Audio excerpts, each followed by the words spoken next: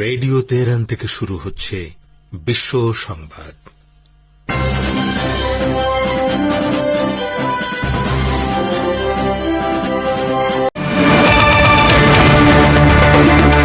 পারস্য উপসাগরীয় অঞ্চলে যুক্তরাষ্ট্রের মিত্র দেশগুলো ওয়াশিংটনকে সতর্ক করে বলেছে, ইরানের ক্ষেপণাস্ত্র কর্মসূচি পশ্চিম এশিয়ায় যুক্তরাষ্ট্রের স্বার্থের জন্য এক গুরুতর হুমকি। একটি সম্ভাব্য যুদ্ধ এবং এর ফলে পুরো অঞ্চলে যে ভয়াবহ পরিণতি হতে পারে তা এড়ানোর প্রচেষ্টার অংশ হিসেবে তারা এই সতর্কতা জারি করেছে। রোববার দ্য ওয়াশিংটন পোস্টের এক প্রতিবেদনে বলা হয়েছে, পারস্য উপসাগরীয় মিত্ররা যুক্তরাষ্ট্রকে জানিয়েছে ইরানের কাছে এখনও এমন সক্ষমতা রয়েছে যা দিয়ে তারা পুরো অঞ্চলে মার্কিন সামরিক ঘাঁটি এবং সৈন্য সমাবেশের ওপর সরাসরি আঘাত হানতে পারে। মার্কিন মিত্রদের একটি মূল্যায়নে দেখা গেছে, গত বছরের জুনে ইসরায়েলের সঙ্গে 12 দিনের যুদ্ধে ইরানের ক্ষেপণাস্ত্র বাহিনীর ক্ষতি হওয়ার দাবি করা হলেও এই কর্মসূচির মূল উপাদানগুলো এখনও অক্ষুণ্ণ রয়েছে। এমনকি কিছু সক্ষমতা এরই মধ্যে পুনর্গঠন করা হয়েছে। প্রতিবেদনে উল্লেখ করা হয়েছে, ইরানের হাতে এখনও পর্যাপ্ত পরিমাণের স্বল্প পাল্লার ক্ষেপণাস্ত্র এবং লঞ্চার রয়েছে। এগুলো পারস্য উপসাগরে অবস্থিত ডজনেরও বেশি মার্কিন সামরিক ঘাঁটিতে আঘাত হানতে সক্ষম, যেখানে হাজার হাজার মার্কিন সেনা মোতায়েন রয়েছে। পারস্য উপসাগরীয় দেশগুলো স্পষ্ট করে দিয়েছে যে তারা ইরানের বিরুদ্ধে কোনো সম্ভাব্য হামলায় যুক্তরাষ্ট্রকে সহায়তা করবে না। গত মাসে সংযুক্ত আরব আমিরাত এবং সৌদি আরব জানিয়েছে তাদের ভূখণ্ড বা আকাশ সীমা ইরানের বিরুদ্ধে কোনো সামরিক অভিযানে ব্যবহার করতে দেওয়া হবে না। ইরানের সাবেক কূটনীতিক আমির মুসাভি জানিয়েছেন, ইসরায়েলের সঙ্গে যুদ্ধের পর ইরান ক্ষেপণাস্ত্র উৎপাদন আরও বাড়িয়ে দিয়েছে। অনেক লঞ্চার পাহাড়ি এলাকায় সরিয়ে নেওয়া হয়েছে, যা ধ্বংস করা অত্যন্ত কঠিন। তিনি বলেন, ইরানের হাজার হাজার মিটার উঁচু পাহাড় রয়েছে, যেখানে এসব সামরিক সক্ষমতা সহজে ক্ষতিগ্রস্ত করা সম্ভব নয়। প্রতিরক্ষা বিশেষজ্ঞদের মতে, পশ্চিম এশিয়ায় ইরানের কাছে সবচেয়ে বড় ক্ষেপণাস্ত্র ভান্ডার রয়েছে। পারস্য উপসাগরীয় দেশগুলোর আকাশ প্রতিরক্ষা ব্যবস্থা পুরোপুরি সমন্বিত নয় এবং এগুলো সব দিক থেকে আসা বড় ধরনের হামলা মোকাবেলায় যথেষ্ট নয়। এমন সময় মধ্যপ্রাচ্যের মার্কিন মিত্ররা ট্রাম্পকে সতর্ক করলেন, যখন ইরানের সর্বোচ্চ নেতা আয়াতুল্লাহ সৈয়দ আলী খামেনি বলেছেন, যুক্তরাষ্ট্র যদি ইরানের বিরুদ্ধে যুদ্ধ শুরু করে তা কেবল দুই দেশের মধ্যে সীমাবদ্ধ থাকবে না, বরং তা একটি বিশাল আঞ্চলিক যুদ্ধে পরিণত হবে। তেহরানে এক জনসভায় ভাষণ দেওয়ার সময় যুক্তরাষ্ট্রের যুদ্ধংদেহী মনোভাব এবং সামরিক শক্তি প্রদর্শনের প্রতিক্রিয়ায় তিনি একথা বলেন। সর্বোচ্চ নেতা বলেন, সামরিক শক্তি প্রদর্শন বা হুমকি দিয়ে ইরানি জাতিকে ভয় দেখানো যাবে না। আয়াতুল্লাহ খামেনি বলেন, ইরান নিজে থেকে কোনো যুদ্ধ শুরু করবে না এবং কোনো দেশে হামলা করার ইচ্ছাও তাদের নেই। তবে তিনি হুঁশিয়ারি দেন, ইরানি জাতি তাদের উপর হামলাকারী বা উত্ত্যক্তকারী যে কাউকেই দাঁত ভাঙা জবাব দেবে। সম্প্রতি ইরানে ঘটে যাওয়া অস্থিরতাকে তিনি একটি অভ্যুত্থান চেষ্টার সঙ্গে তুলনা করে অভিযোগ করেন। এই গোলযোগের লক্ষ্য ছিল দেশের সংবেদনশীল ও কার্যকর কেন্দ্রগুলো ধ্বংস করা। তিনি একে আমেরিকান জায়নবাদী ষড়যন্ত্র হিসেবে অভিহিত করে বলেন, জনগণ সফলভাবে এই ষড়যন্ত্র রুখে দিয়েছে। ইরানের সামরিক সাফল্যের প্রশংসা করে তিনি বলেন, একসময় যা অকল্পনীয় ছিল তা আজ বাস্তব। এমনকি আমেরিকানরাও এখন ইরানের তৈরি অস্ত্র অনুলিপি করছে। এটি জাতির আত্মবিশ্বাস ও আশারই প্রতিফলন। খামেনি বলেন, ইরানের সম্পদ এবং কৌশলগত অবস্থানের কারণেই যুক্তরাষ্ট্র দেশটিকে গ্রাস করতে চায়। মানবাধিকারের মতো বিষয়গুলো কেবল অজুহাত। দশকব্যাপী মার্কিন শত্রুতার মূল কারণ হলো তারা ইরানকে নিয়ন্ত্রণ করতে চায়, কিন্তু ইসলামী প্রজাতন্ত্র ও ইরানি জনগণ তাদের পথে বাধা হয়ে দাঁড়িয়েছে। ঐক্যবদ্ধ থেকে যে কোনো ভবিষ্যৎ চ্যালেঞ্জ মোকাবেলায় ইরান প্রস্তুত বলে তিনি দৃঢ় প্রত্যয় ব্যক্ত করেন। ইরানের পার্লামেন্ট স্পিকার মোহাম্মদ বাকির কালিবাফ ঘোষণা করেছেন, ইউরোপীয় দেশগুলোর সশস্ত্র বাহিনীকে এখন থেকে ইরানি আইন অনুযায়ী সন্ত্রাসী সংগঠন হিসেবে গণ্য করা হবে। ইউরোপীয় ইউনিয়ন ইরানের ইসলামী বিপ্লবী গার্ড বাহিনী বা আইআরজিসিকে সন্ত্রাসী সংগঠন হিসেবে তালিকাভুক্ত করার পাল্টা প্রতিক্রিয়া হিসেবে তেহরান এই পদক্ষেপ নিয়েছে। পার্লামেন্ট অধিবেশনে কালিবাফ বলেন, আইআরজিসিকে সন্ত্রাসী ঘোষণার বিরুদ্ধে পাসকৃত পাল্টা ব্যবস্থায় আইনের 7 অনুচ্ছেদ অনুযায়ী ইউরোপীয় দেশগুলোর সামরিক বাহিনী এখন থেকে সন্ত্রাসী গোষ্ঠী হিসেবে বিবেচিত হবে। তিনি হুঁশিয়ারি দেন, এই উত্তেজনার সব দায়ভার ইউরোপীয় ইউনিয়নকে বহন করতে হবে। অধিবেশনের সংহতি প্রকাশের অংশ হিসেবে ইরানের পার্লামেন্ট সদস্যরা আইআরজিসির সবুজ ইউনিফর্ম পরে উপস্থিত হন। এ সময় তারা আমেরিকা নিপাত যাক, ইসরায়েল নিপাত যাক এবং ইউরোপের লজ্জা বলে স্লোগান দেন।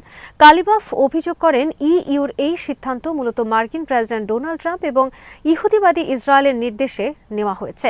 তিনি একে একটি দায়িত্বজ্ঞানহীন পদক্ষেপ বলে অভিহিত করেন, যা আন্তর্জাতিক ব্যবস্থায় ইউরোপের গুরুত্বকে আরও কমিয়ে দেবে। এই ঘোষণার পর ইরানের জাতীয় নিরাপত্তা কমিশন বর্তমানে ইরানে নিযুক্ত ইইউ দেশগুলোর সামরিক কর্মকর্তাদের বহিষ্কার করার বিষয়টি বিবেচনা করছে। আইনে বলা হয়েছে, সন্ত্রাসী হিসেবে গণ্য হওয়ায় তাদের আর দেশে রাখা সম্ভব নয়।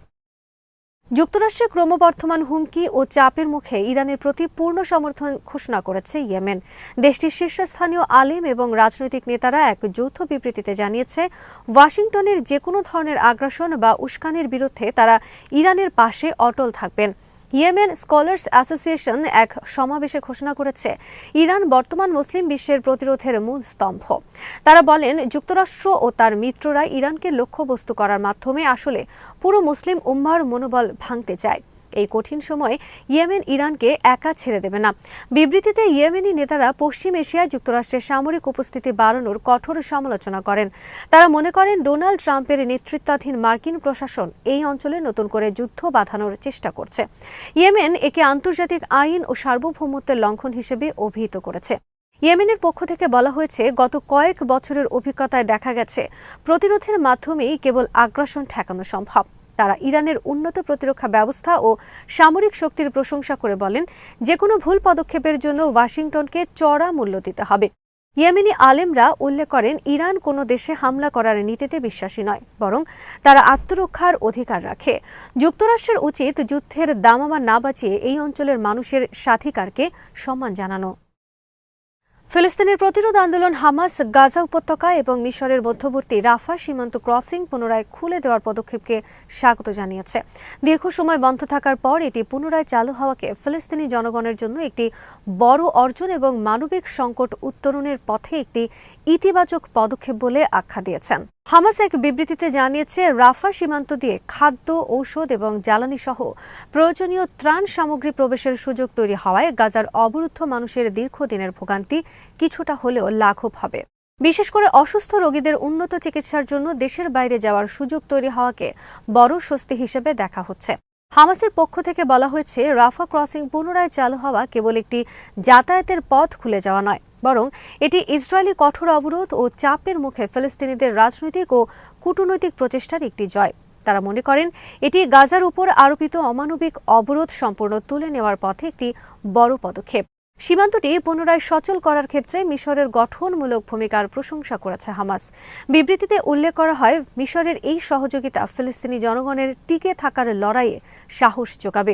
সীমান্ত খুলে দেওয়া হলেও হামাস সতর্ক করেছে, গাজার প্রয়োজন মেটানোর জন্য এটি যথেষ্ট নয়। তারা আন্তর্জাতিক সম্প্রদায়ের প্রতি আহ্বান জানিয়েছেন, যেন ইসরায়েলের ওপর চাপ সৃষ্টি করা হয় এবং গাজার পুনর্গঠন ও অর্থনৈতিক স্থিতিশীলতা নিশ্চিন্তে সীমান্তটি স্থায়ীভাবে খোলা রাখা হয়। ফিলিস্তিনের গাজা উপত্যকায় ইসরায়েলের হয়ে গুপ্তচর বৃত্তির অভিযোগে অভিযুক্ত ব্যক্তিদের আটকে রাখার স্থানগুলোতে ইচ্ছাকৃতভাবে বোমা হামলা চালাচ্ছে ইসরায়েলি বাহিনী। ফিলিস্তিনি প্রতিরোধ আন্দোলনের একটি নিরাপত্তা সূত্রের বরাত দিয়ে আল জাজিরা এই চাঞ্চল্যকর তথ্য প্রকাশ করেছে। সূত্র জানিয়েছে, শনিবার ইসরায়েলি বিমান বাহিনী গাজার এমন কিছু স্থানে অত্যন্ত নিখুঁতভাবে হামলা চালিয়েছে, যেখানে সম্প্রতি গ্রেফতারকৃত গুপ্তচরদের আটকে রাখা হয়েছে। এসব হামলায় আটক থাকা বেশ কয়েকজন ব্যক্তি নিহত হয়েছেন। নিরাপত্তা বিশ্লেষকদের মতে, ইসরায়েলি গোয়েন্দা সংস্থাগুলো দীর্ঘকাল ধরে এই কৌশল ব্যবহার করে আসছে। যখন তাদের কোনো এজেন্ট বা চর ফিলিস্তিনি প্রতিরোধ বাহিনীর হাতে ধরা পড়ে, তখন তারা এই চরের মাধ্যমে তাদের গোয়েন্দা নেটওয়ার্ক বা কোনো সংবেদনশীল তথ্য ফাঁস হওয়ার ভয়ে তাকে হত্যা করে। মূলত গোয়েন্দা নেটওয়ার্কের গোপনীয়তা রক্ষা এবং নিজেদের চরের তথ্য মুছে ফেলতেই এই ধ্বংসাত্মক হামলা চালানো হয়। সূত্রটি আরও জানায়, টার্গেট করা ব্যক্তিদের মধ্যে কিছু ভাড়াটে গোষ্ঠীর সদস্য ছিল, যারা গাজার ভেতরে ইসরায়েলের হয়ে বিভিন্ন নিরাপত্তা সংক্রান্ত কাজ করত। প্রতিরোধ বাহিনী সম্প্রতি বেশ কয়েকটি ইসরায়েলি সেল বা চক্রের নাশকতামূলক পরিকল্পনা নস্যাৎ করে দিয়েছে, যারা গাজার ভেতরে বিশৃঙ্খলা সৃষ্টি বা সামরিক তথ্য সংগ্রহের চেষ্টা করছিল। ফিলিস্তিনি প্রতিরোধ বাহিনী নিরাপত্তা শাখা জানিয়েছে, তারা এই পরিস্থিতির উপর কড়া নজর রাখছে। গোয়েন্দা যুদ্ধের এই ময়দানে ইসরায়েল ইসরায়েল যাতে চরের মাধ্যমে অভ্যন্তরীণ স্থিতিশীলতা নষ্ট করতে না পারে সেজন্য ধরপাকড় অভিযান জোরদার করা হয়েছে। এছাড়া গাজার বিভিন্ন উপজাতি ও গোত্রগুলো ঘোষণা করেছে, কেউ যদি দেশের নিরাপত্তার বিরুদ্ধে কাজ করে তবে তার সামাজিক সুরক্ষা বাতিল করা হবে। বাংলাদেশের রাজনীতিতে সাম্প্রতিক সময়ে সামাজিক যোগাযোগ মাধ্যমকে ঘিরে উত্তেজনা, অবিশ্বাস ও সংঘাত ক্রমেই ঘনীভূত হচ্ছে। জামায়াতে ইসলামের আমির ডক্টর শফিকুর রহমানের ভেরিফাইড এক্স অ্যাকাউন্ট হ্যাক হওয়ার দাবি এবং তা ঘিরে সৃষ্ট বিতর্ক সেই বাস্তবতারই একটি গুরুত্বপূর্ণ উদাহরণ। আপাতদৃষ্টিতে এটি একটি সাইবার অপরাধের ঘটনা মনে হলেও এর গভীরে রয়েছে আদর্শিক রাজনীতি, নারীর সামাজিক ও কর্মজীবনের প্রশ্ন, নির্বাচন পূর্ব রাজনৈতিক মেরুকরণ, রাষ্ট্রীয় প্রতিষ্ঠানের নিরপেক্ষতা এবং ডিজিটাল যুগে রাজনৈতিক দায়বদ্ধতার সংকট। এবং এই সবকিছুর সমন্বয়ে গড়ে ওঠা একটি জটিল রাজনৈতিক অধ্যায়। ফলে এই ঘটনা শুধু জামায়াত বা একটি নির্দিষ্ট দলের মধ্যেই সীমাবদ্ধ নয়, এটি বাংলাদেশের সমসাময়িক রাজনৈতিক বাস্তবতার প্রতিচ্ছবি হয়ে উঠেছে। আরও বিস্তারিত থাকছে ওয়াহিদ ফারুকের প্রতিবেদনে। শীর্ষ নেতৃবৃন্দকে বিতর্কিত করার জন্য এটা হ্যাক করে তাদের নিয়ন্ত্রণে নিয়ে কিছু সময়ের জন্য তারা আপত্তিকর কিছু পোস্ট দিয়েছে। প্রথমেই যে প্রশ্নটি সামনে আসে তা হল, একটি ভেরিফাইড রাজনৈতিক নেতার সামাজিক যোগাযোগ মাধ্যম অ্যাকাউন্ট থেকে প্রকাশিত আপত্তিকর বক্তব্য কতটা সহজে হ্যাক বলে অস্বীকার করা যায় এবং জনগণ সেটিকে কতটা বিশ্বাস করে। জামাত ইসলামের পক্ষ থেকে দাবি করা হয়েছে ডক্টর শফিকুর রহমানের এক্স অ্যাকাউন্টটি একটি সুপরিকল্পিত ও ষড়যন্ত্রমূলক সাইবার হামলার শিকার। দলের নেতারা একটি নির্দিষ্ট সময়রেখা তুলে ধরে বলেছেন, শনিবার বিকাল 4:37 আপত্তিকর পোস্টটি দেয়া হয়। এরপর 5টার দিকে তারা বিষয়টি টের পান এবং সঙ্গে সঙ্গে সাইবার টিম সক্রিয় হয়। পাসওয়ার্ড পরিবর্তনের চেষ্টা করা হয় এবং অল্প সময়ের মধ্যে অ্যাকাউন্টের নিয়ন্ত্রণ পুনরুদ্ধার করা সম্ভব হয়। এরপর বিবৃতি দেয়া হয় এবং রাতে থানায় সাধারণ ডায়েরি করা হয়। এই ধারাবাহিকতায় বর্ণনার মাধ্যমে জামাত মূলত বোঝাতে চেয়েছে যে তারা বিষয়টি গোপন করেনি এবং এটি ছিল একটি গভীর রাজনৈতিক ষড়যন্ত্র।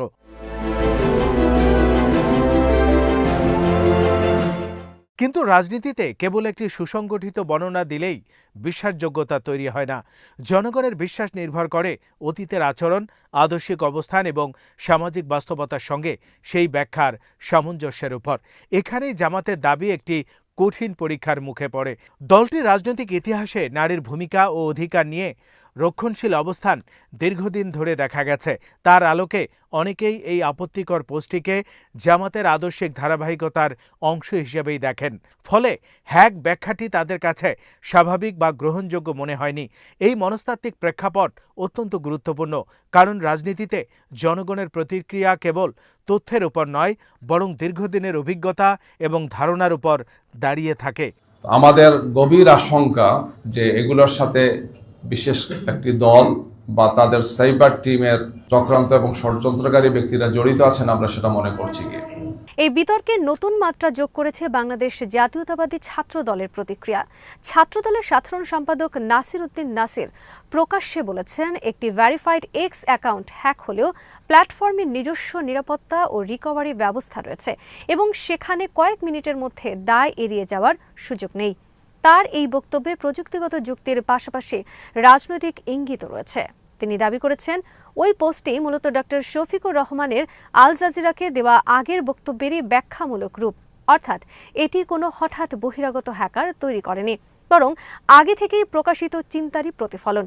এই যুক্তি জামায়াতের অবস্থানকে আরও দুর্বল করে, কারণ এতে মনে হয় দলটির বিতর্কের মুখে পড়ে দায় এড়ানোর জন্য হ্যাক অজুহাত ব্যবহার করছে। এই যে শুধুমাত্র আমির জামাতের এই টুইটার অ্যাকাউন্টই নয়, একই সাথে আরেকটি ফেসবুক পেজের কন্ট্রোলও তারা নিয়েছিল। এই পর্যায়ে একটি গুরুত্বপূর্ণ বিষয় বোঝা জরুরি। বাংলাদেশে হ্যাক শব্দটি এখন আর কেবল প্রযুক্তিগত ঘটনা বোঝায় না, এটি রাজনৈতিক ভাষার অংশ হয়ে উঠেছে। অতীতে বিভিন্ন রাজনৈতিক নেতা বা দল বিতর্কিত পোস্ট বা বক্তব্যের পর এই শব্দটি ব্যবহার করে দায় এড়ানোর চেষ্টা করেছেন।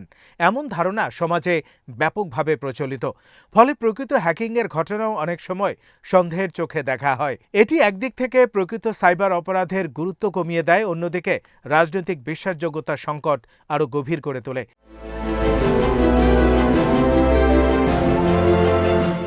তবে এই সন্দেহের মধ্যেও একটি বাস্তবতা অস্বীকার করা যায় না। ডিজিটাল যুগে সাইবার আক্রমণ একটি বাস্তব ও গুরুতর হুমকি। বিশ্বজুড়ে রাষ্ট্রপ্রধান, মন্ত্রী, কূটনীতিক এবং বড় কর্পোরেট নেতারাও হ্যাকিংয়ের শিকার হয়েছেন। ভেরিফাইড অ্যাকাউন্ট থাকা মানেই যে সেটি শতভাগ নিরাপদ তাও নয়, বরং রাজনৈতিক নেতাদের অ্যাকাউন্ট অনেক সময় ইচ্ছাকৃতভাবেই টার্গেট করা হয়, কারণ একটি পোস্টেই রাজনৈতিক অস্থিরতা তৈরি করতে পারে এবং জনমত প্রভাবিত করতে পারে। এই দিক থেকে জামাতের দাবি পুরোপুরি উড়িয়ে দেয়া যুক্তিসঙ্গত নয়, কিন্তু প্রশ্ন হলো এই নির্দিষ্ট ঘটনায় প্রমাণের শক্তি কতটা এবং তদন্তের মাধ্যমে সত্য কতটা স্পষ্ট হবে।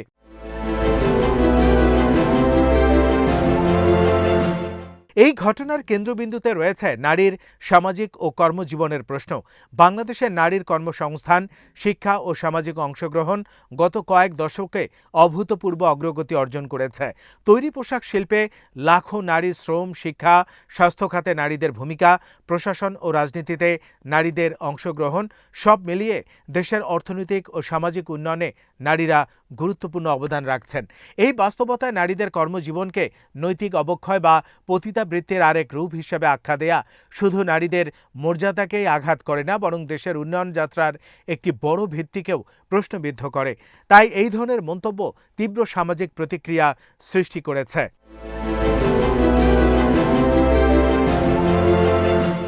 জামায়াতের পক্ষ থেকে বলা হচ্ছে তারা নারীর মর্যাদা ও নিরাপত্তার পক্ষে এবং ইসলামী মূল্যবোধের আলোকে নারীকে রক্ষা করতে চায়। কিন্তু সমালোচকদের মতে এই ধরনের বক্তব্য আসলে নারীর স্বাধীনতা ও অধিকার সীমিত করার একটি আদর্শিক প্রচেষ্টা।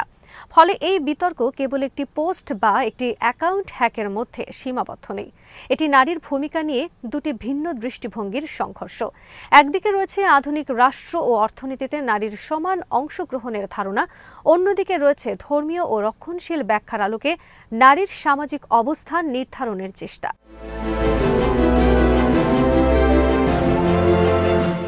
এই ঘটনার আরেকটি গুরুত্বপূর্ণ দিক হল নির্বাচন পূর্ব রাজনৈতিক উত্তেজনা।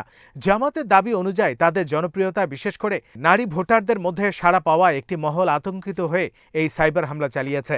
এই দাবি সত্য হোক বা না হোক, এটি রাজনৈতিকভাবে তাৎপর্যপূর্ণ, কারণ নির্বাচন যত ঘনিয়ে আসে রাজনৈতিক দলগুলো তত বেশি সংবেদনশীল হয়ে ওঠে এবং প্রতিপক্ষের ছোট ভুলকেও বড় করে তুলে ধরার প্রবণতা বাড়ে।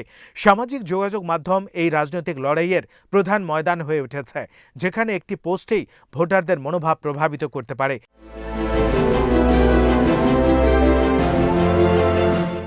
এই প্রেক্ষাপটে বঙ্গভবনের একজন কর্মকর্তার ইমেল ঠিকানা ব্যবহার করে হ্যাকিংয়ের অভিযোগটি বিশেষভাবে আলোচনার জন্ম দিয়েছে। বঙ্গভবন একটি সাংবিধানিক ও নিরপেক্ষ রাষ্ট্রীয় প্রতিষ্ঠান। যদি সত্যি কোনো কর্মকর্তা বা তার ইমেল ব্যবহার করে এই হ্যাকিং করা হয়ে থাকে, তবে তা রাষ্ট্রীয় নিরাপত্তা ও নিরপেক্ষতার জন্য অত্যন্ত উদ্বেগজনক। তবে জামাতের নেতারাও বলেছেন ওই কর্মকর্তা সরাসরি জড়িত নাও থাকতে পারেন, তবে অন্য কেউ তার ইমেল ব্যবহার করতে পারে। এই বক্তব্য একদিকে সতর্কতা প্রকাশ করে, অন্যদিকে এটি রাজনৈতিক চাপ তৈরির কৌশল হিসেবেও দেখা যেতে পারে। এবং এখানে ইলেকশন সংক্রান্ত তথ্য আছে বলে তারা জানিয়েছেন এবং এখানে একটি ছাত্রদলের বিক্ষোভ এবং সেখানে ব্যবহৃত স্লোগান এই ঘটনার সামাজিক প্রতিক্রিয়াকে আরও তীব্র করেছে। একদিকে নারীদের অবমাননার বিরুদ্ধে প্রতিবাদ, অন্যদিকে কিছু স্লোগানের ভাষা নতুন করে বিতর্ক সৃষ্টি করেছে। এতে বোঝা যায় বাংলাদেশের ছাত্র রাজনীতি এখনো আবেগ ও চরমপন্থার ওপর অনেকাংশে নির্ভরশীল, যেখানে নৈতিক অবস্থান তুলে ধরতে গিয়ে শালীনতা সীমা লঙ্ঘিত হয়।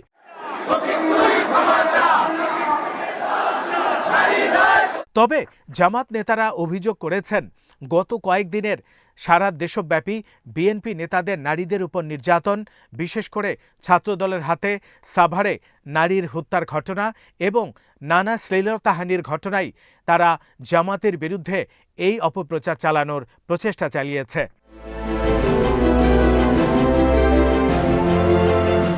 সব মিলিয়ে এই ঘটনা বাংলাদেশের রাজনীতিতে দায়বদ্ধতার সংকটকে স্পষ্টভাবে সামনে এনেছে।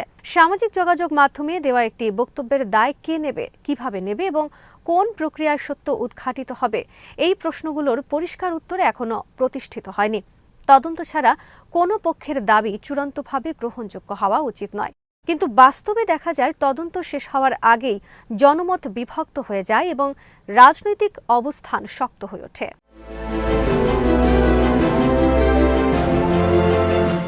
এই পরিস্থিতিতে সবচেয়ে জরুরি হল নিরপেক্ষ ও স্বচ্ছ তদন্ত। প্রযুক্তিগতভাবে প্রমাণ করতে হবে অ্যাকাউন্টটি সত্যি হ্যাক হয়েছিল কিনা, কিভাবে হয়েছিল এবং কারা জড়িত ছিল। একই সঙ্গে রাজনৈতিক ও সামাজিকভাবে বিশ্লেষণ করতে হবে এই বক্তব্যে জামাতের আদর্শিক অবস্থানের সঙ্গে কতটা সামঞ্জস্যপূর্ণ। এই দুই দিক একসঙ্গে বিবেচনা করলেই একটি গ্রহণযোগ্য সিদ্ধান্তে পৌঁছানো সম্ভব।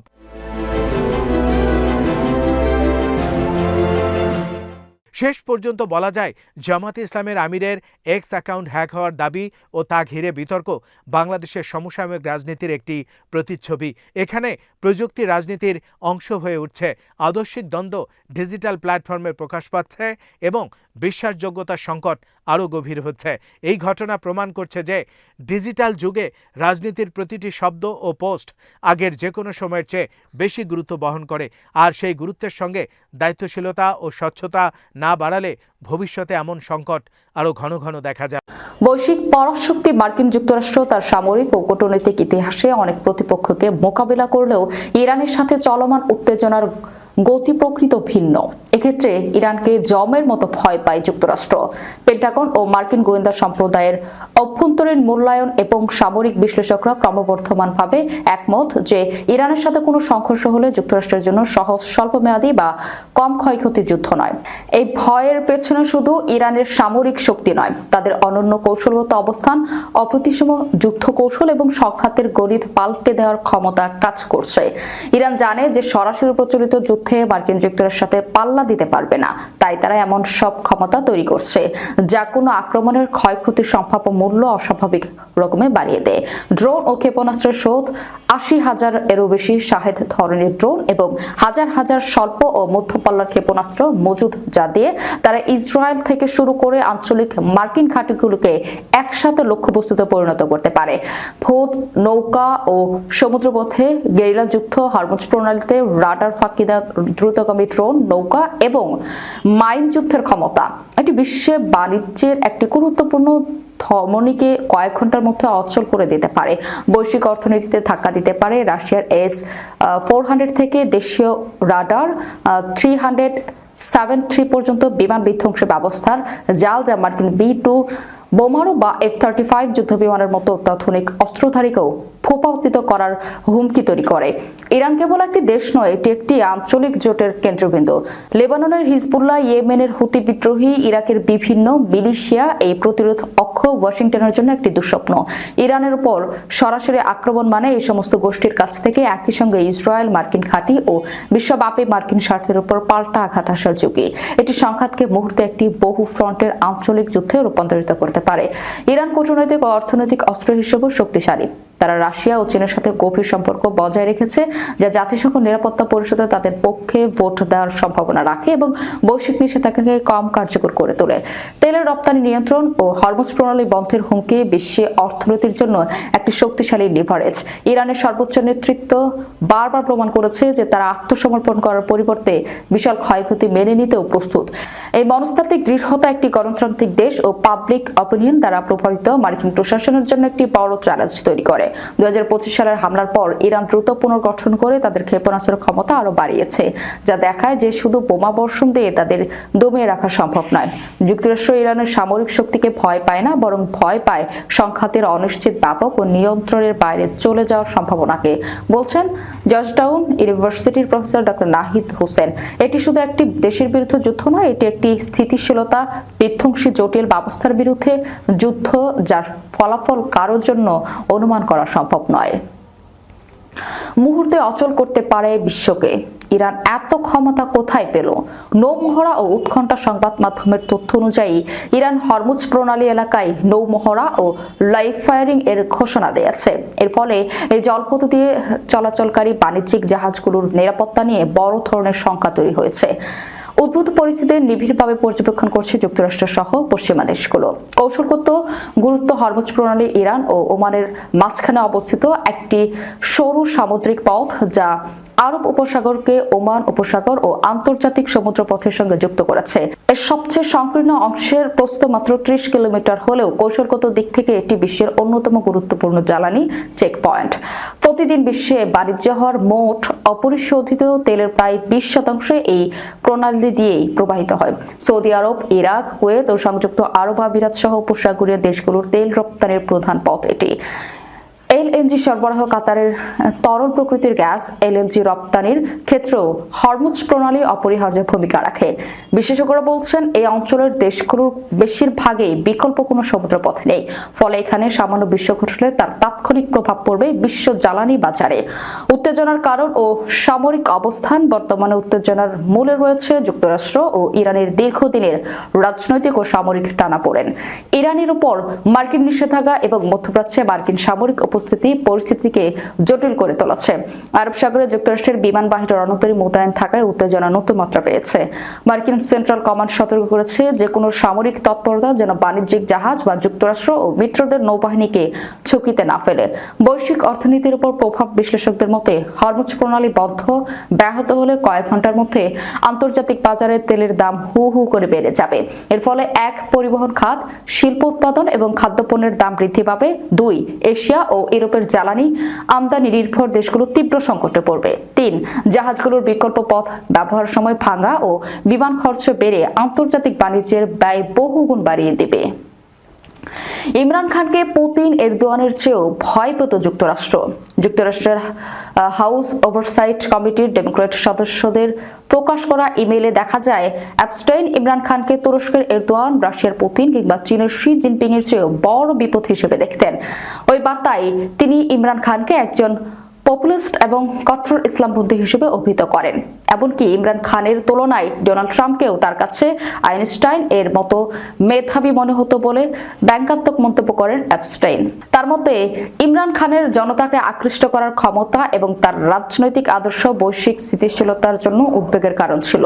প্রকাশিত নথিতে আরও ইঙ্গিত পাওয়া গেছে যে 2018 সাল থেকেই ইমরান খান ও তার রাজনৈতিক দল পিটিআইকে ক্ষমতা থেকে সরানোর বিভিন্ন চিন্তাভাবনা চলছিল। নথিতে তাকে রাশিয়া, ইরান ও তুরস্কের নেতাদের চিত্রিত করার পেছনে কোনো গভীর রাজনৈতিক পরিকল্পনা ছিল কিনা তা নিয়ে নতুন করে আলোচনার সৃষ্টি হয়েছে। উল্লেখ্য 2022 সালে অনাস্থা ভোটের মাধ্যমে ক্ষমতাচ্যুত হওয়ার পর থেকেই ইমরান খান দাবি করে আসছিলেন যে তার পতনের পেছনে বিদেশি শক্তির হাত রয়েছে। 2023 সালের আগস্ট থেকে দুর্নীতির একাধিক মামলায় সাজাপ্রাপ্ত হয়ে বর্তমানে কারাগারে রয়েছেন ইমরান খান। যদিও তার সমর্থকদের দাবি এবং অনেক আন্তর্জাতিক বিশেষজ্ঞদের মতো এসব মামলা রাজনৈতিকভাবে উদ্দেশ্য প্রণোদিত। অ্যাপস্টাইন ফাইলে তার নাম আসায় এটি স্পষ্ট যে পশ্চিমা প্রভাবশালী মহলের একটি অংশ তাকে শুরু থেকে নেতিবাচকভাবে পর্যবেক্ষণ করছিল। জেফরি অ্যাপস্টাইন নিজ 2019 সালে কারাগারে মারা গেলেও তার ব্যক্তিগত ইমেইল এবং নথিপত্রগুলো একের পর এক বিশ্ব নেতাদের অপ্রকাশিত অধ্যায় এবং তাদের সম্পর্ককে প্রভাবশালী মহলের দৃষ্টিভঙ্গিকে সামনে নিয়ে আসছে। ইমরান খানকে ঘিরে এই মন্তব্যগুলো সেই রহস্যময় নথিরই এক নতুন অংশ। ইসরায়েলের এইলাত বন্দরে খাপটি মেরে আছে মার্কিন রণতরী। ইরানকে দেওয়া ওয়াশিংটনের হুঁশিয়ারির মধ্যেই ইসরায়েলের দক্ষিণাঞ্চলীয় বন্দর শহর এইলাত বেশ কিছুদিন ধরে খাপটি মেরে বসে আছে মার্কিন যুদ্ধজাহাজ। মার্কিন আরও 9টি রণতরী বর্তমানে পারস্য উপসাগরে থাকলেও ইরানকে চাপে রাখার অংশ হিসেবে এইলাত বন্দরে এই যুদ্ধজাহাজ মোতায়েন বলে জানিয়েছে ইসরায়েলি গণমাধ্যম। খবর ইউনিটের। ইসরায়েলি সংবাদ মাধ্যম ইউনিট জানায় আকাবা উপসাগরের এই বন্দর যুদ্ধজাহাজটির অবস্থান ছিল পুরো পরিকল্পিত। যুক্তরাষ্ট্র ও ইসরায়েলের চলমান সামরিক সহযোগিতার অংশ হিসেবে এই যুদ্ধজাহাজ মোতায়েন। তবে যুদ্ধজাহাজ মোতায়েন এমন এক সময় যখন ইরানকে ঘিরে চাপ বাড়ছে ওয়াশিংটন। মার্কিন প্রেসিডেন্ট ডোনাল্ড ট্রাম্প একাধিকবার হুঁশিয়ারি দিয়েছেন ইরান পারমাণবিক চুক্তিতে রাজি না হলে কিংবা অভ্যন্তরীণ বিক্ষোভ দমনের সহিংসতা বন্ধ না করলে সামরিক পদক্ষেপ নেওয়া হতে পারে। মার্কিন নৌবাহিনীর তথ্য অনুযায়ী বর্তমানে মধ্যপ্রাচ্য অঞ্চলে রয়েছে 6টি ডেস্ট্রয়ার, 1টি নৌবাহিনী রণতরী এবং 3টি যুদ্ধজাহাজ। তবে তেহরানে যুক্তরাষ্ট্রের হুমকির কড়া জবাব দিয়েছে ইরানের সর্বোচ্চ নেতা আয়াতুল্লাহ আলী খামেনি। তিনি বলেন, মার্কিনীরা বারবার যুদ্ধের হুমকি দিয়েছে, কিন্তু ইরানি জাতি এসব হুমকিতে ভয় পায় না। আমরা আগ্রাসন শুরু করি না, তবে কেউ আক্রমণ করলে শক্ত জবাব দেওয়া হবে। যুক্তরাষ্ট্র যদি যুদ্ধ শুরু করে তবে তা আর সীমিত থাকবে না। যুক্তরাষ্ট্রের জানা উচিত, যদি তারা যুদ্ধ শুরু করে তবে এবার তা হবে একটি আঞ্চলিক যুদ্ধ। মার্কিন প্রেসিডেন্ট ডোনাল্ড ট্রাম্প রোববার দাবি করেন ইরান যুক্তরাষ্ট্রের সঙ্গে গুরুত্বপূর্ণ আলোচনা করছে। তবে তেহরানের এই হুঁশিয়ারির পর মধ্যপ্রাচ্যে নতুন করে সংঘাতের আশঙ্কা বাড়ছে। যুদ্ধ নিয়ে উদ্বিগ্ন নয়, প্রস্তুত ইরান। আরেকটি ইরানের পররাষ্ট্র মন্ত্রী আব্বাস আরাগচি জানিয়েছেন, যুদ্ধ নিয়ে তেহরান কোনোভাবেই উদ্বিগ্ন নয়, কারণ তা সম্পূর্ণভাবে প্রস্তুত। তিনি সতর্ক করে বলেন, যদি সংঘাত শুরু হয় তবে তা ইরানের গণ্ডি ছাড়িয়ে পুরো অঞ্চলে ছড়িয়ে পড়তে পারে। তেহরানে সিএনএনকে দেওয়া এক সাক্ষাৎকারে এসব কথা বলেন আরাগচি। একই সঙ্গে তিনি জানান, যুক্তরাষ্ট্রের সঙ্গে ইরানের পরমাণু কর্মসূচি নিয়ে একটি সমঝোতায় পৌঁছানো সম্ভব বলে তিনি আশাবাদী। তিনি বলেন, দুর্ভাগ্যজনকভাবে যুক্তরাষ্ট্রকে আর আমরা নির্ভরযোগ্য আলোচনার সঙ্গী হিসেবে বিশ্বাস করি না। তবে তিনি যোগ করেন, আঞ্চলিক বন্ধুসুলভ দেশগুলোর মাধ্যমে বার্তা আদান প্রদানের ফলে যুক্তরাষ্ট্রের সঙ্গে আলোচনা এগিয়ে নেওয়া সম্ভব হচ্ছে এবং তা ফলপ্রসূ হচ্ছে। যুক্তরাষ্ট্রের সঙ্গে সরাসরি আলোচনার বিষয়ে কোনো প্রতিশ্রুতি দিতে অস্বীকৃতি জানিয়ে আরাগচি বলেন, আলোচনার ধরন নয়, বরং আলোচনার মূল বিষয়বস্তুর দিকে গুরুত্ব দেওয়া উচিত। তিনি স্পষ্ট করে বলেন, আলোচনার কেন্দ্রবিন্দু হওয়া উচিত ইরানের পারমাণবিক সক্ষমতা। আরাগচি বলেন, অসম্ভব বিষয় নিয়ে কথা বলা ঠিক নয়। পারমাণবিক অস্ত্রের জন্য না থাকে এমন একটি ন্যায্য ও ভারসাম্য চুক্তিতে পৌঁছানোর সুযোগ যেন হাতছাড়া না হয়। আমি আগেই বলেছি, এটি অল্প সময়ের মধ্যেই সম্ভব।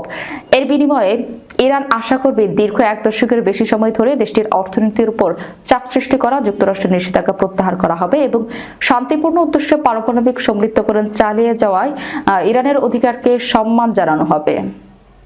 ইরান ইস্যুতে উত্তেজনা কমানোর চেষ্টায় কাতারের আমির Sheikh Tamim bin Hamad Al থানির সঙ্গে ফ্রান্সের প্রেসিডেন্ট ইমানুয়েল ম্যাক্রোর ফোন আলাপের মধ্যপ্রাচ্যে উত্তেজনা কমানো এবং ইরান সংক্রান্ত সাম্প্রতিক পরিস্থিতি নিয়ে আলোচনা হয়েছে। কাতারের আমিরের দেওয়া বিবৃতিতে এ তথ্য জানানো হয়। বিবৃতিতে বলা হয়, ইরান পরিস্থিতি ও তা আঞ্চলিক নিরাপত্তা কি প্রভাব ফেলতে পারে সে বিষয়েও দুই নেতা মত বিনিময় করেন। এই আলোচনায় এমন সময় হলো যখন যুক্তরাষ্ট্র সাম্প্রতিক সপ্তাহগুলোতে মধ্যপ্রাচ্যের সামরিক উপস্থিতি বাড়িয়েছে। একই সঙ্গে যুক্তরাষ্ট্রের প্রেসিডেন্ট ডোনাল্ড ট্রাম্প ইরানকে লক্ষ্য করে হামলার হুমকিও দিয়েছেন। খবর আনাদুলুর। ইরানের দাবি, ওয়াশিংটন নিষেধাজ্ঞা, চাপ সৃষ্টি এবং অস্থিরতা উস্কে দেওয়ার মাধ্যমে সরকার পরিবর্তনের উদ্দেশ্যে বাহ্যিক হস্তক্ষেপের জন্য অজুহাত তৈরি করছে। ইরানি কর্মকর্তারা সতর্ক করে বলেছেন, তাদের উপর যে কোনো হামলা সীমিত হলেও তার জবাব হবে ব্যাপক ও নজিরবিহীন। প্রকাশ্য বিবৃতি এবং যুক্তরাষ্ট্রের বিভিন্ন মূল্যায়নের বরাতে এই তথ্য জানা গেছে। এদিকে শেখ তামিম ও ম্যাক্রো গাজা পরিস্থিতি নিয়েও কথা বলেন। তারা যুদ্ধবিরতি চুক্তির আওতায় বেসামরিকদের সুরক্ষা নিশ্চিত করার উদ্যোগ এবং লেবানন স্থিতিশীলতা বজায় রাখার উপায় নিয়ে আলোচনা করেন। পাশাপাশি লেবাননের নিরাপত্তা ও সার্বভৌমত্ব রক্ষার বিষয়েও মতবিনিময় হয় বলে বিবৃতিতে উল্লেখ করা হয়েছে। গাজায় 2025 সালের 10 অক্টোবর থেকে কার্যকর যুদ্ধবিরতি ইসরায়েলের চালানো 2 বছরের গণহত্যা বন্ধ করে। ফিলিস্তিনি কর্তৃপক্ষের তথ্য মতে এই সংঘাতে 71,700 জনের বেশি মানুষ নিহত এবং 1,71,500 জনের বেশি আহত হয়েছে। পারমাণবিক অস্ত্র নিয়ন্ত্রণ চুক্তি নিউ স্টার্ট নবায়ন করা না হলে বিশ্ব এক নতুন ঝুঁকির মধ্যে পড়বে, এমন মন্তব্য করেছেন রাশিয়ার নিরাপত্তা পরিষদের ডেপুটি চেয়ারম্যান দিমিত্রি মেদভেদেভ। তিনি বলেন, 1970-এর দশকের শুরুর পর থেকে সম্ভবত এবারই প্রথমবারের মতো বৃহত্তর পারমাণবিক শক্তিধর দেশগুলোর কোনো সীমা থাকছে না। 2010 সালে মার্কিন প্রেসিডেন্ট বারাক ওবামা এবং 2008 থেকে 2011 সাল পর্যন্ত রাশিয়ার প্রেসিডেন্ট থাকা মেদভেদেভের স্বাক্ষরিত নিউ স্টার্ট চুক্তি উভয় পক্ষের কৌশলগত পারমাণবিক অস্ত্রের সংখ্যা 1,550 সীমাবদ্ধ করা হয়েছিল। 5 ফেব্রুয়ারি এটির মেয়াদ শেষ হওয়ার কথা এবং রাশিয়ার কর্মকর্তারা বলছেন যে প্রেসিডেন্ট ভ্লাদিমির পুতিনের বিদ্যমান ক্ষেপণাস্ত্র এবং ওয়ারহেড সীমা আরও 1 বছরের জন্য বজায় রাখার প্রস্তাবের বিষয়ে ওয়াশিংটন থেকে তাদের কোনো আনুষ্ঠানিক প্রতিক্রিয়া পাওয়া যায়নি। মস্কোর বাইরে তার বাসভবনে এক সাক্ষাৎকারে মেদভেদেভ রয়টার্সকে বলেছেন, আমি বলতে চাই না যে এর অর্থ অবিলম্বে একটি বিপর্যয় এবং একটি পারমাণবিক যুদ্ধ শুরু হবে, তবে এখনই সকলকে সতর্ক করে দেওয়া উচিত। তিনি বলেন, বিপর্যয়ের ঘড়ি টিকটিক করছে এবং শীঘ্রই কোনো পদক্ষেপ নেওয়া উচিত। জানুয়ারিতে মার্কিন প্রেসিডেন্ট ডোনাল্ড ট্রাম্প ইঙ্গিত দিয়েছিলেন তিনি চাচ্ছেন চুক্তির মেয়াদ শেষ হোক। ট্রাম্প নিউ ইয়র্ক টাইমসকে দেওয়া সাক্ষাৎকারে বলেছিলেন, যদি এটির মেয়াদ শেষ হয়ে যায় তবে মেয়াদ শেষ হোক। তিনি আরো বলেন, আমরা আরো ভালো একটি চুক্তি করব। মেদভেদেভ বলেন, অস্ত্র নিয়ন্ত্রণ চুক্তিগুলোর কেবল যুদ্ধাস্ত্রের সংখ্যা সীমিত করার ক্ষেত্রে গুরুত্বপূর্ণ ভূমিকা পালন করেনি, বরং উদ্দেশ্য যাচাই করার এবং প্রধান পারমাণবিক শক্তির মধ্যে আস্থার কিছু উপাদান নিশ্চিত করার ক্ষেত্রে গুরুত্বপূর্ণ ভূমিকা পালন করেছে। 60 বছর বয়সী মেদভেদেভ বলেন যে তার প্রায় সারা জীবনই অস্ত্র নিয়ন্ত্রণ চুক্তির অথবা মার্কিন যুক্তরাষ্ট্র এবং সোভিয়েত ইউনিয়ন অথবা রাশিয়ার মধ্যে কোনো একটি চুক্তির আলোচনা হয়েছে। শ্রোতা বন্ধুরা, বিশ্ব সংবাদে এই ছিল আমাদের সর্বশেষ আয়োজন। সঙ্গে থাকার জন্য আপনাদের সবাইকে অসংখ্য ধন্যবাদ।